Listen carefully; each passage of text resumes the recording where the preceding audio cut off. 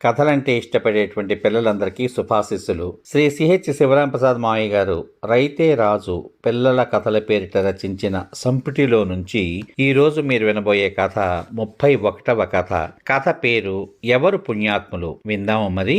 ఎవరు పుణ్యాత్ములో. కాషాయ వస్త్రాలు ధరించే సన్యాసులు, స్వాములు అంతా నిజాయితీ పరులు కారు. ప్రజలకు నీతిని బోధిస్తూ మనశ్శాంతి కలిగిస్తూ సాధారణ జీవితం గడిపే స్వాములు కొందరే ఉంటారు. వారిలో అగ్రగణ్యుడు సత్యానంద స్వామి. శ్రీకృష్ణదేవరాయలు పరిపాలన సాగిస్తున్న కాలంలో ఆయన విజయనగరం చేరుకున్నాడు.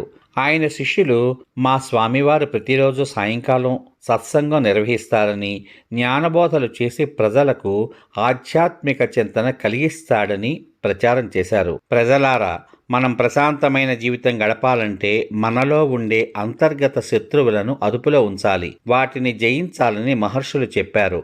మనలో ఉండే శత్రువులు మనలో నిగూఢంగా ఉంటాయి. అందుకని మనం అప్రమత్తంగా ఉండాలి. కామ, క్రోధ, లోభ, మద, మాత్సర్యాలను జయించడానికి ప్రయత్నించాలి. అప్పుడే మనిషి సుఖంగా జీవిస్తాడు.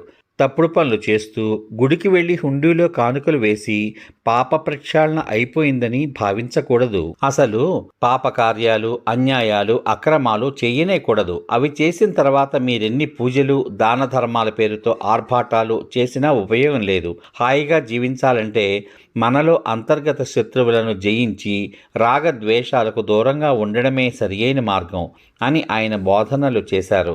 నిజం ఎవరికైనా నిష్ఠూరంగా ఉంటుంది. సత్యానంద స్వామి ప్రవచనాలు చాలా మందికి నచ్చడం లేదు, ఎక్కువ మంది రావడం లేదు. వేరే స్వామీజీల శిష్యులే ఈయనకు వ్యతిరేకంగా ప్రచారం చేశారు. సత్యానంద స్వామి గొప్పవాడేం కాదు, ఆయన దగ్గర ఎటువంటి మహిమలు లేవు, మోక్షం సిద్ధించే మార్గం చెప్పలేడు, పాపాలు పోగొట్టే పూజలు చేయవద్దనడం ఆయన అజ్ఞానానికి నిదర్శనం. ఈ ప్రచారాన్ని శిష్యులు సత్యానంద స్వామి దృష్టికి తీసుకువెళ్లారు. అప్పుడు ఆయన నవ్వాడు. మా గురువు చనిపోయిన వారిని బతికిస్తాడని ప్రచారం చెయ్యండి అని శిష్యులకు చెప్పాడు. వెంటనే ఆ శిష్యులు, మా గురువుగారు సత్యానంద స్వామి మహర్షి అత్యద్భుతమైన మహిమలు గలవాడు, చనిపోయిన వారిని సైతం బతికించగలడు అని వారు ప్రచారం చేశారు. మాయమాటలనే ప్రజలు సులభంగా నమ్ముతారు కదా. మహిమల పేరుతో రకరకాల కథలు కూడా ప్రచారం అవుతాయి. సత్యానంద స్వామి లోగడ కొండవీడిలో చనిపోయిన వారిని బతికించాడని, అద్దంకిలో మహిమలు చూపాడని, తంజావూరులో కొందరిని బతికించాడని విజయనగర రాజ్యంలో ప్రజలు కథలుగా చెప్పుకున్నారు. ఎంతోమంది ధనికులు, అధికారులు, ప్రజలు తండోపతండాలుగా సత్యానంద స్వామిని సందర్శించుకోసాగారు. ప్రియ శిష్యులారా, చూశారా ప్రజల మనస్తత్వం? మంచి మాటలు గ్రహించరు, ఆచరించరు, ప్రవాహంలో కొట్టుకుపోవడానికి ఇష్టపడతారు, మాయమాటలు నమ్మి సర్వస్వం సమర్పిస్తారు. ఈ నమ్మకాన్ని దొంగ స్వాములు ఉపయోగించుకుంటున్నారు. కొందరు స్వాములు ధనం పోగేసుకుని విలాసాలలో మునిగి తేలుతూ ఉంటారు అని వివరించాడు. అయితే గురువర్య, తమరు చనిపోయిన వారిని బతికించడం అనేది మాయమాటేనా? ఒక శిష్యుడు తన సందేహం వ్యక్తపరిచాడు. చనిపోయిన మనిషి బతకడం అనేది మనం పురాణాలలో చదువుకున్నాం. ఇది కలియుగం. విగత జీవిని బతికించడం ఎవరికీ సాధ్యం కాదు చెప్పాడు సత్యానంద స్వామి. మేమంతా మీరు చనిపోయిన మనిషిని బ్రతికిస్తారని ప్రచారం చేశాం కదా. ఎవరైనా వచ్చి చనిపోయిన మనిషిని మీ దగ్గరికి తీసుకొచ్చి బ్రతికించమని అడిగితే ఏం చెప్తారు అని అడిగాడు మరో శిష్యుడు. ఆ సందర్భం రాని చూద్దాం అని నవ్వాడు స్వామి. కొద్ది రోజుల తర్వాత పట్నంలో ప్రముఖ వ్యాపారి 80 ఏళ్ల వృద్ధుడు అయిన కేశవులు చనిపోయాడు. ఆయన కొడుకులు సత్యానంద స్వామిని కలుసుకుని తమ తండ్రిని బ్రతికించవలసిందిగా కోరారు.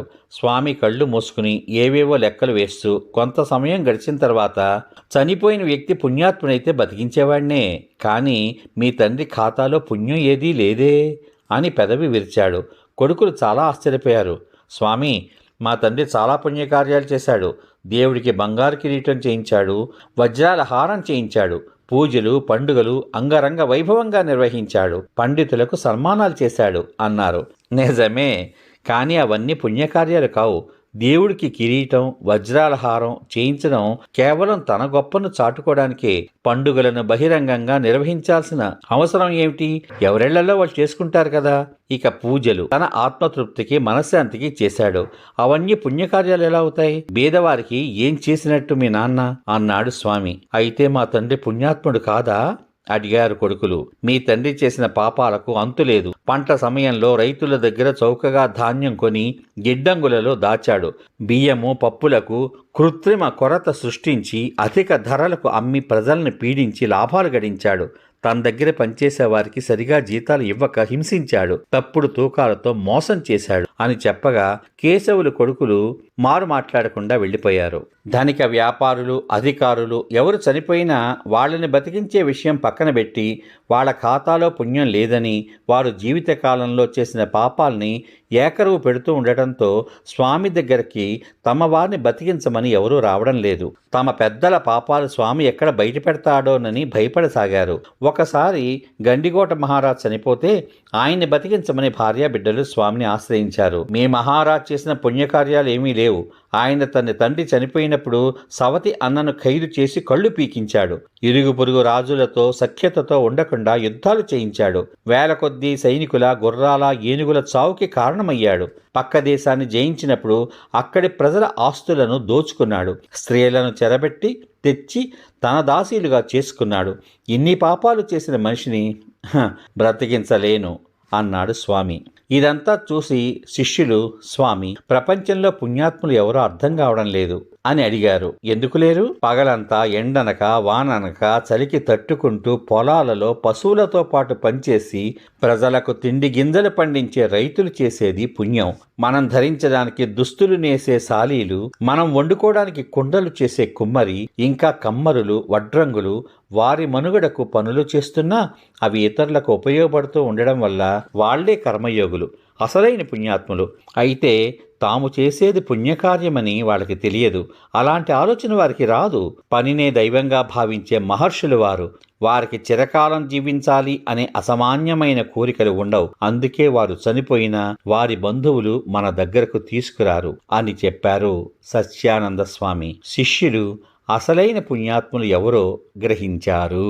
ఇంతవరకు మీరు శ్రీ సిహెచ్ శివరాంప్రసాద్ మామయ్య గారు రచించిన రైతే రాజు పిల్లల కథల సంపుటి నుండి 31వ కథ ఎవరు పుణ్యాత్ములు కథ విన్నారు. కథ బాగుంది కదా? ఈ కథలో చిట్ట చివరగా స్వామి చెప్పినటువంటి వాక్యాలు ఎంతో వాస్తవం. ఈనాటి సమాజంలో కూడా రైతుల్ని, కుండలు చేసే కుమ్మరులని, ఇనప పనులు చేసే కమ్మరులని, చెక్క పనులు చేసే వడ్రంగులని, మనం ధరించడానికి దుస్తులు నేసేటువంటి నేత పని వారిని అందరం కూడా చులకనగా చూస్తాం. అయితే వాళ్లే నిజమైన కర్మయోగులు, వాళ్లే అసలైన పుణ్యాత్ములు అని ఈ కథ ద్వారా మనకి చక్కని సందేశం ఇచ్చిన శ్రీ సిహెచ్ శివరాంప్రసాద్ మామయ్య గారికి హృదయపూర్వక ధన్యవాదాలు సమర్పించుకుంటూ మళ్ళీ రేపటి భాగంలో 32వ కథగా రామయ్య విజ్ఞత అనే కథ విందాం. అంతవరకు సర్వే జనా సుఖినో భవంతు.